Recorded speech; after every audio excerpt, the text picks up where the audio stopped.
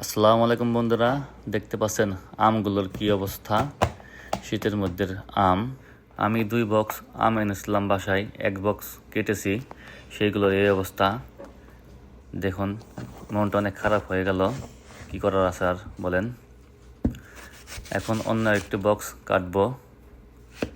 দ্বিতীয় বক্সটিও মনে হচ্ছে খারাপ হবে। সবগুলো আমি খারাপ মনে হয়। এই আমগুলো মেডিসিন দেওয়ার কারণে এরকম হয়েছে আমার ধারণা।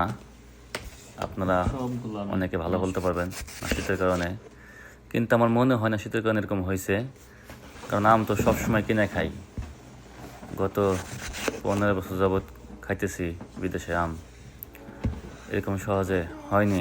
খারাপ হয়েছে 2-1টা, কিন্তু এইভাবে সবগুলোই খারাপ হয়নি। দেখুন, কাটলাম, সবগুলোর একই অবস্থা। দ্বিতীয় বক্সটি কাটা হয়ে গেল। দেখুন, ভিতরে খুবই মারাত্মক অবস্থা। কীভাবে কালো হয়ে গেছে, অকল্পনীয় ব্যাপার। একটি আমার ভালো হলো না।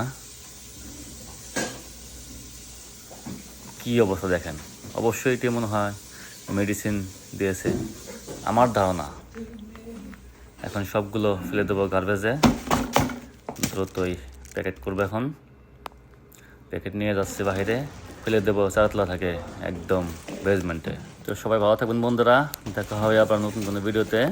এবং আপনারা যারা বিদেশে বা দেশে ফল কিনেন থেকে কিনবেন, অবশ্যই বাকিটা ভাগ্যের ব্যাপার, আল্লাহ ভরসা। আসসালামু আলাইকুম।